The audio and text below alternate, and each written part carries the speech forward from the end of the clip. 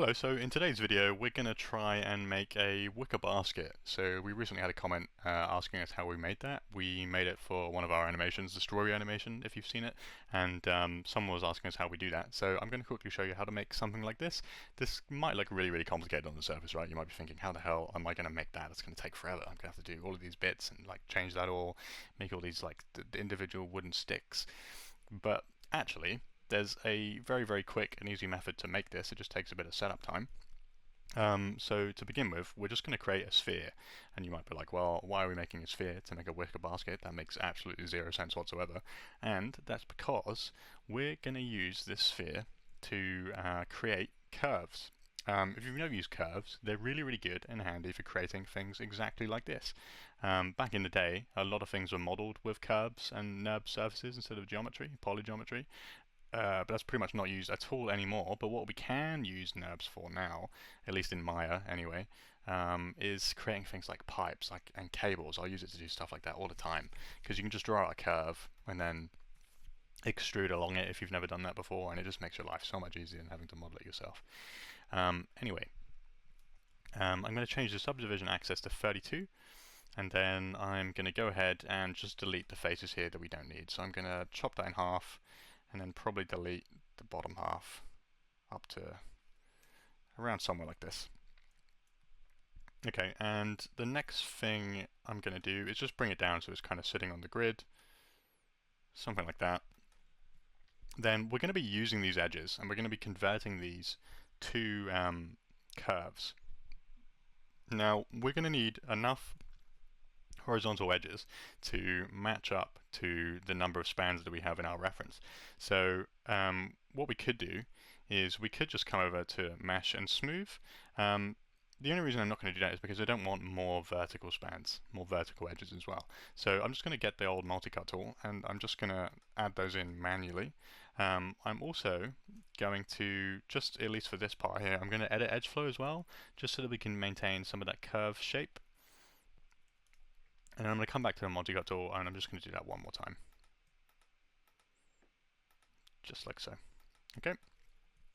And now that we have our shape and our edges, we're now going to select these one by one. Unfortunately, we can't do it all at once. And we're going to come up to Modify, Convert, and then we're looking for Polygon Edges to Curve. There you go. And you can see what that's done is, that's now gone and created a curve matching the edge of our base mesh here. Okay. So one by one, I'm just going to go ahead and repeat that action until we've created all of our curves, and I'll probably speed this up and then come back to you once this is done.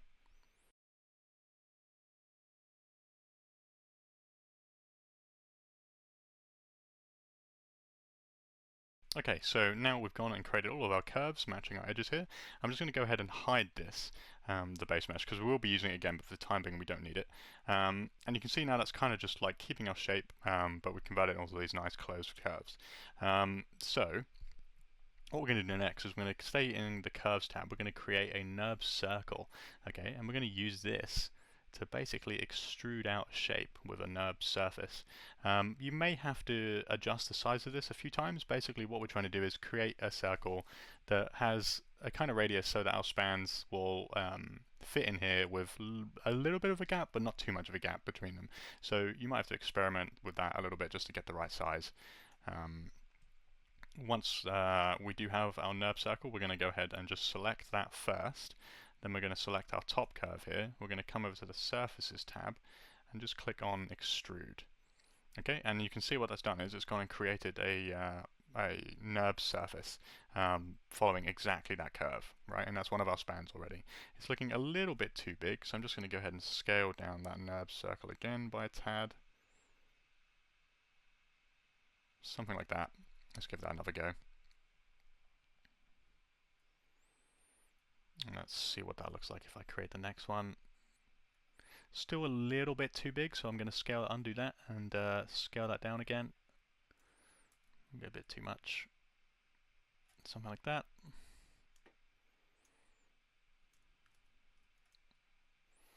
Let's give that another go. That looks like it should be about okay this time. Yeah, there we go, perfect. So we've got a little bit of a gap. Don't worry about this being, completely perfect. I think just try and get the gap a little bit smaller because it's a wicker basket, right? They're not perfect. They are just made out of sticks at the end of the day. They're not like a piece of like precision engineered, uh, like a completely solid surface, right? So just get it as close as you can. If you're matching reference, just try and match to that. I would encourage you to match reference pretty much if you're making anything to the real world.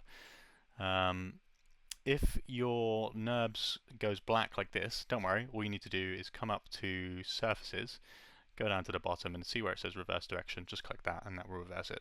And I'm not too sure why that happens, to be completely honest, but sometimes it does. It's kind of like when your normals are reversed, when you're just using regular polygeometry. And we might get a few more here while I'm doing this. Annoyingly, you still have to do it one by one as well.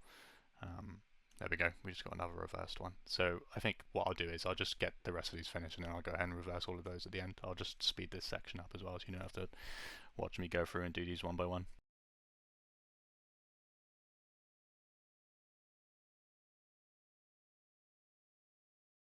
Okay, so now we have all of our NURB surfaces. I'm going to quickly reverse these just by coming up to surfaces again and then reverse direction. And then, like, how quick is that, right? Like, we could have spent ages creating, like, a number of different toruses and adjusting the size so that they fit and they're all kind of, like, evenly spread. But instead, we've done that in a fraction of the time, right? And it's really, really easy to set up, and it all just starts with a sphere. Like, a lot of stuff in Maya just starts with, like, the base shapes, like a cube or a sphere, you'd be surprised. So we're going to keep the NURB circle because we may need that later, or we will need that later, sorry, to create more bits of geometry for this with the same thickness. I'm going to go ahead and delete all our history by coming up to delete all by type and then history under edit, just because we're going to delete our curves now, and if we hadn't have done that, then it could have deleted our extruded surfaces as well. So we don't need these curves anymore, we're just going to get rid of those. Next thing to do is we're going to go ahead and create our vertical spans as well. So we're going to take our guide geo that we created in the beginning, our polysphere. I'm just going to press Control 1 on the keyboard to isolate that. Okay, so once we've got our base geometry back, we're then going to create some curves based on the vertical ones instead of the horizontal. Okay, and then for this, we only need to create one, because what we can do is we can just duplicate it around to match the rest. And I'll show you how to do it in a second. So we'll just come up to Modify, Convert, and then Polygon Edges to Curves again. Then we'll hide this because we don't need it for the time being. We're going to bring back our NURB circle, which press Control 1 to unisolate again. We're then going to select our new curve, and then we're going to go over to Polygon, not Polygon, we're going to come over to Surfaces again, and then Extrude. And then that's been reversed for us as well, so we're going to come up to surfaces and then just reverse that again. And then that's created our vertical span as well. So now to get this to match, or to go all the way around, instead of doing that ourselves, you know, we could just like press Control D on the keyboard and then just rotate it one by one. I kind of want to have a even number of amounts of these going all the way around, right? And the reason why I made this polysphere 32 divisions in the first place is so that we have these nice markers, these kind of even markers, to place our vertical span. What we can do when we're rotating is, because we know that there are 32 edge loops going around these spans, we can just divide 360 by 32. So if I go ahead and do that quickly on my phone here, 360 divided by 32, we get 11.25. Okay, so if I duplicate this and then rotate it by minus 11.25, you can see that perfectly matches that edge loop. And then if I press Shift D, what that's going to do is it's going to repeat that action over and over, and we'll just do that until it goes all the way around. And now if I go ahead and select those and isolate those, we can now see that we have 32 perfectly even, perfectly spaced vertical spans. So I would encourage you, whenever you're making something in CG, not to have perfectly even things, just because it ends up making it look weird. And CG and kind of our objective is to make things look realistic, so nothing is that realistic, right? Especially if you're making this by hand, which it would be.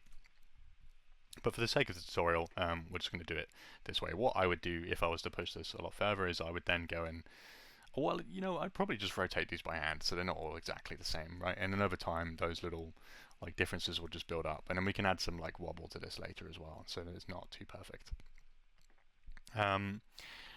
Okay, so now that we have those, we're going to go ahead and delete our curve just after deleting history first, so that doesn't mess anything up, because we don't need that anymore. Then I'm going to select, or first of all I'm going to hide my NURB circle as well, because we don't need that for the time being. I'm going to select all of these, and we're going to convert this geometry to geometry now. So we're going to come up to Modify, then Convert, and then NURBs to polygons. Okay. Now that's taken all of our NURB surfaces, and then it's converted them to polys. So I'm just going to go ahead and delete history again,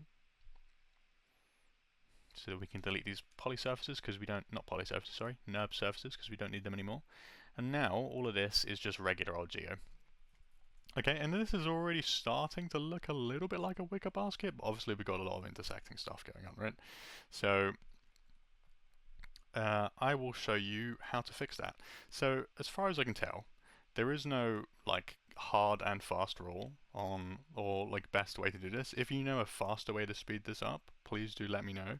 But this is one of the like more manual, longer processes here when you're coming to make like a wicker basket like this. You have to do this all manually. So if we look at our reference again, you can see it's kind of got like these interlocking, alternating bends, if you like, where it goes around the span, so that it actually holds its shape.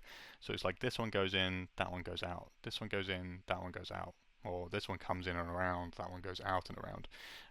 So to do that, we're just going to select every other span. We're then going to go to vertex selection mode, and we're just going to pull those behind the span. Okay, like that. And then we're going to come back to object selection mode. We're going to hold down shift and then drag just on the spans, the horizontal ones, not the vertical ones. And then that's going to select every other one that we didn't have. We're then going to come back to vertex selection mode, select all of those, and then pull those out. Okay, and you can see what that's done is we now have one going in and out. Okay, so what we're going to have to do is we're going to have to do that for each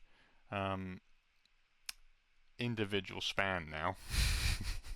And that can take quite a while. So I'm going to speed it up while I do that, and I'll come back to you when that's done.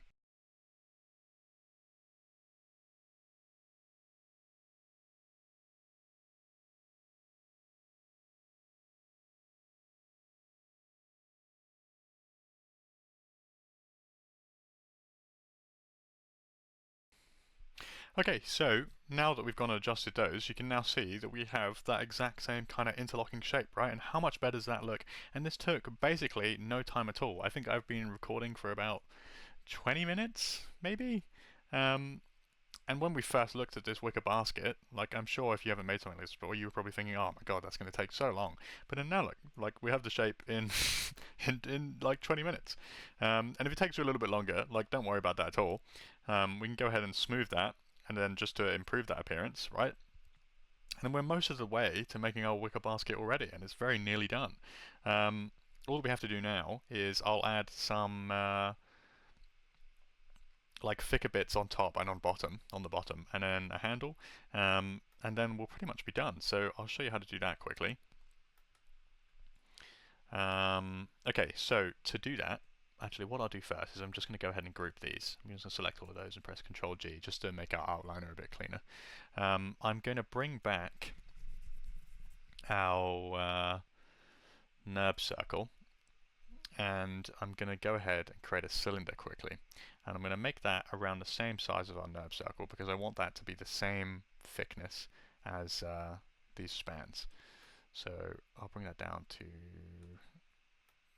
something like this, and then because this is going to be quite dense, right, there's a lot of individual different pieces, I'm just going to reduce the subdivisions on the axes to be around 8, just so things don't get a bit too high. And then I'm going to go into face select mode, and I'm just going to delete the faces there that we don't need. Okay. Next thing I'm going to do is I am going to increase the height of this by a bit to something like this. We basically want this to be long enough so that it could stretch all the way around the outside of this. And you'll see why that's important in a second. So maybe you kind of just have to eyeball this. Something like this, okay? Next thing I'm going to do is I'm going to come to the top view and just focus in on that. And then I'm just going to duplicate that, okay? And we want to duplicate this 4 times to look something like this. Okay, I'm just going to go ahead and smooth preview that because I don't want these to be overlapping too much, and if we smooth it we'll be able to see what it looks like as a final object. Maybe a bit of overlapping so there's not too much of a gap, something like that. Okay, so now once we have that, we're going to add a bunch of horizontal or vertical edge loops to this. So I'm going to open up the multicut tool, not the multicut tool, the insert edge loop tool. And then I'm going to go to multiple edge loops. And by default that'll be 2, but that won't be enough for what we need here. So I'm going to change it to something like 64. See what that looks like. Yeah, that should do it. And then I'm just going to add those to the rest of this as well. Something like this. I'd also say if you're making this for yourself, I would encourage you to UV these parts at this point, because if you need to UV these afterwards, it could be a bit of a pain, and you also have much straighter UVs. But for the sake of this tutorial and just to quickly show you how to model this, I won't for the time being. Once we've added our loops, I'm going to go ahead and combine these by coming up to mesh and then combine. I'm just going to delete the history to get rid of our extra groups. Delete all by type history. Okay, now we need to get this to twist to look kind of like this outside shape here, right? And like this.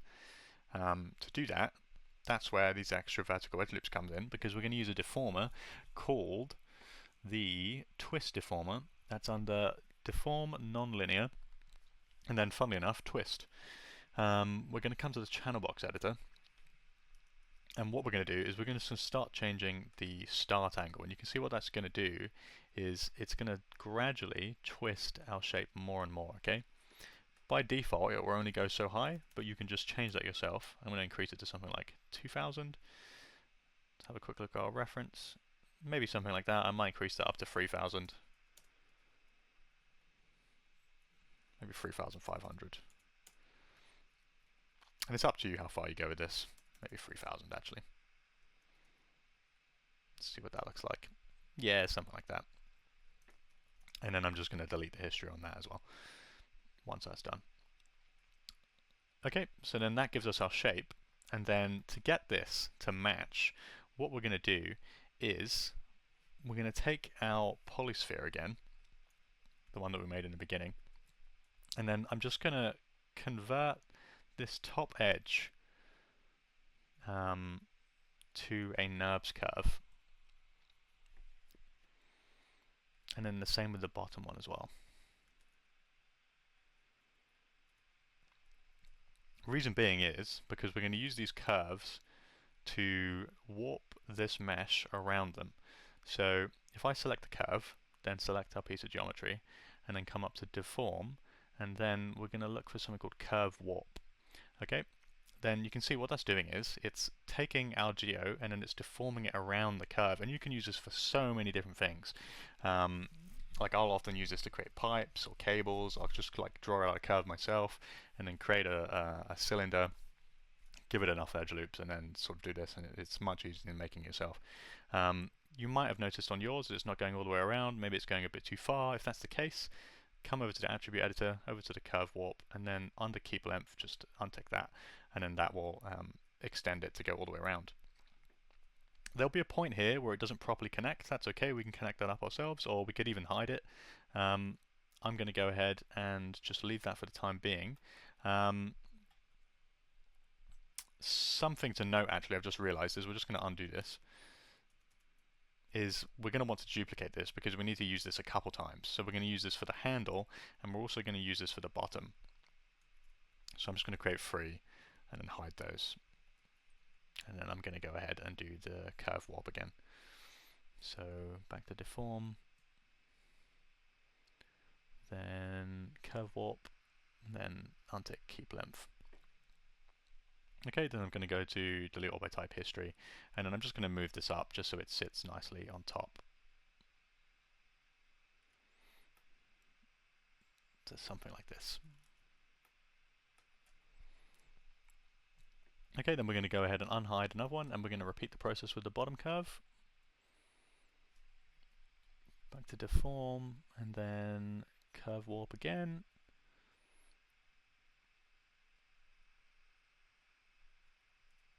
Okay, and then that one fits a little bit better, so we're going to go ahead and delete, and then delete all by type history again, and then just pull that down a bit, just so it sits nicely on the bottom. Like so.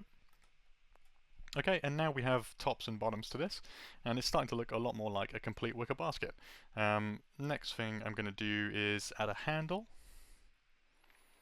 So to do that, I'm going to duplicate our nerves curve that we made in the beginning.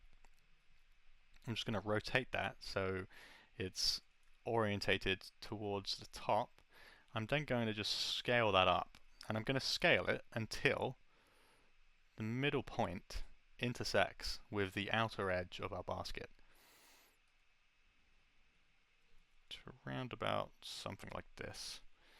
Okay, what we could even do is just rotate it around to the point where it doesn't quite connect, so that we can hide that with our handle. Okay, that's looking pretty good to me. I'm then going to unhide that last piece that we have. I'm going to select the curve, select that piece, and then I'm going to go to deform and curve warp again. To something like so.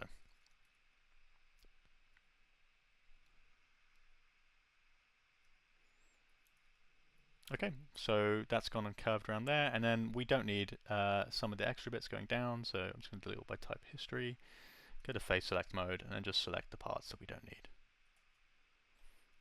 Just like so. Okay, and now we have our handle as well. We're just going to pull that down a bit, and then delete this curve because we don't need that anymore. Okay, and then we have a few extra bits we'll have to make. So obviously we need to figure out a way to connect this handle to this base, and also we have a huge hole in here, so it wouldn't be too good as a basket. So obviously, like when these things are made in real life, right, the spans would actually be going and connecting, and it would all make sense and everything would be like realistically connected. But that would be an absolute nightmare to make.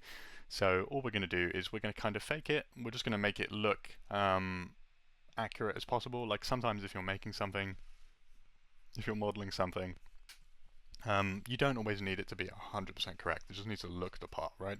As long as it looks convincing enough on the screen, whether that's for game or film, then it'll work. Okay, so let's go ahead and make those connecting points. So this is quite simple to do. I'm just going to create a torus, and that's not going to come in quite the right shape. It's looking a bit more like a donut, and that's not what this tutorial is about. We're making a basket.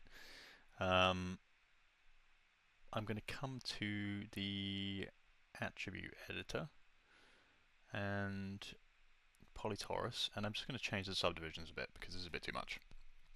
So on the axis, I'm going to change that to 16, and then on the height, I'm just going to change that to 8 to keep that in line with everything else. Then I'm going to adjust the, I think, the section radius, yep, until that looks a bit more like, or similar to the width or the radius of all our other parts. Something like this. Maybe a bit thinner, actually. Okay, then I'm going to reduce the radius just until it wraps around nicely the handle. Move that into place. Then reduce that again. Maybe around 0.3. A lot of the time you have to mess around with values when you're doing stuff like this. Just find what fits. And I think I'm actually going to reduce my section radius a bit more to like 0.7. Or 0.07, sorry. And reduce that again.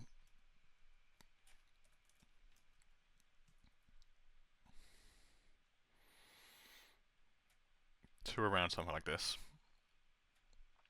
Okay, and I'm just going to bring that down to the point where it contacts this upper part, and then I'm going to go ahead and duplicate these a couple times and bring them round just so they follow the shape of the handle.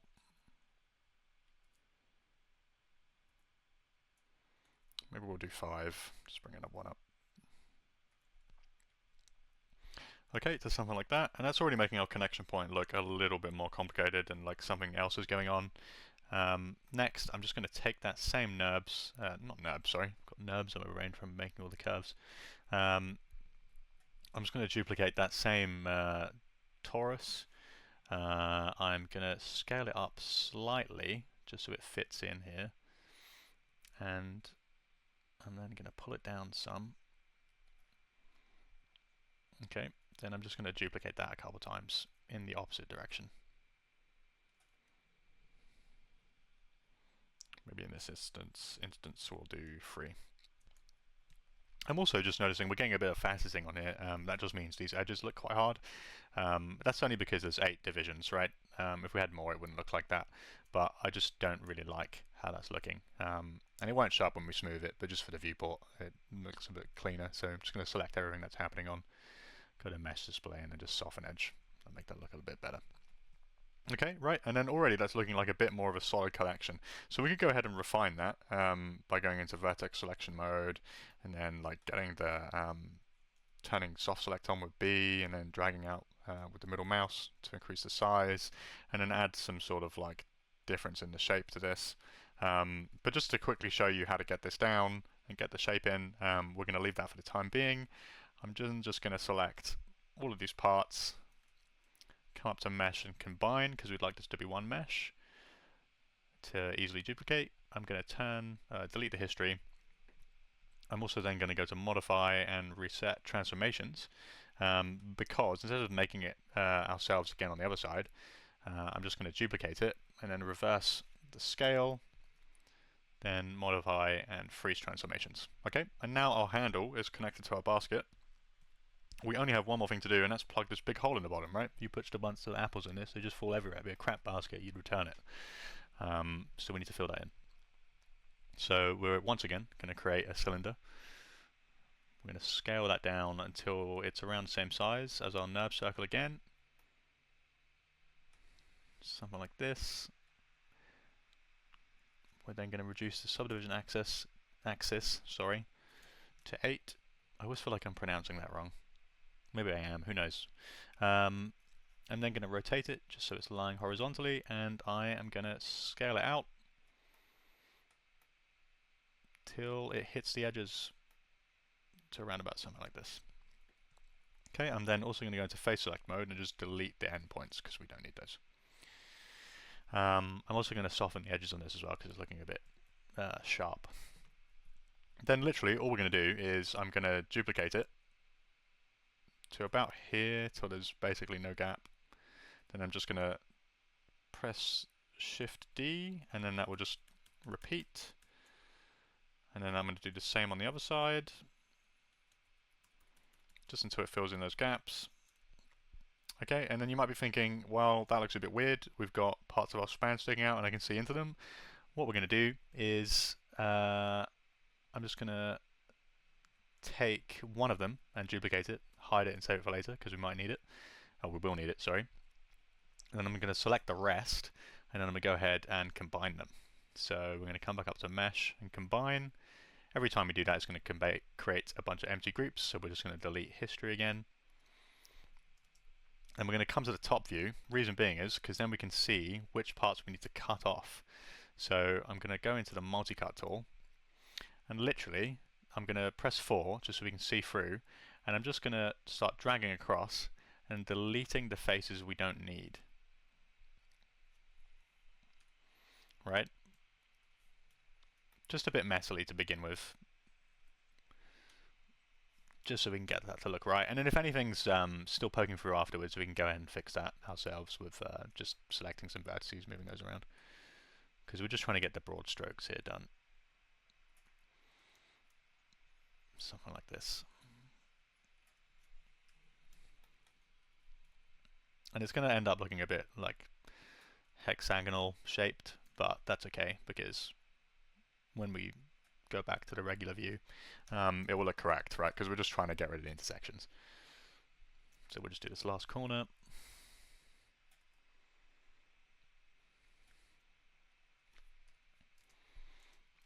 Okay, and if we come back and look again, you can see now that's not really sticking out anymore. We can't see it from the outside, but it's also filled in the inside. Last thing I'm going to do, just for a bit of extra detail, is I'm going to take that one we hid. I'm just going to rotate it the other way and just move that into the center.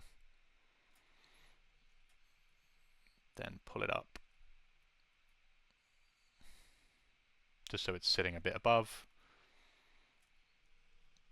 And then I'm going to duplicate that a couple times. Not the exact same amount of times. Just so we have a few ones going the other way as well for like structural support or something like that. It just has to look the part. Maybe something like this. Then we'll go ahead and just combine these as well. Mesh combine, delete all by type history. Then these, I probably won't cut the edges off of these. We'll just do the vertices because there's not that many of them.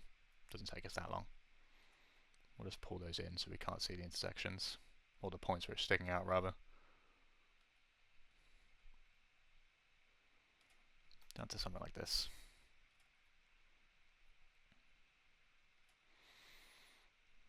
Last few. Okay, and there you go. There's your basket. You know, and I think we did this in about half an hour. And then you could spend as much time as you want going in, refining this and cleaning up any edges and like warping this around. Like, because right now this is looking really perfect. So I would encourage you to like go in and maybe add a subdivision to this, or like just move some edges, some vertices up and down, just so it doesn't look so perfect. Maybe there's some more gaps in some areas than others. If I go ahead and smooth preview this, you know, for half an hour, really not too bad, right? That's a wicker basket. You go ahead and chuck a texture on this, render in some nice lighting. It gets you most of the way there. A few extra model tweaks would really like help to sell this a lot more. But you know, I know when I first had to make something like this, it seemed really daunting. But as you can see from this video, it's really not that bad once you know the trick to use curves instead. They really do help you with things like this. Anytime you need to make like cables or a wicker basket or rope or anything like that, right? Like this shape here, you can use that for rope too.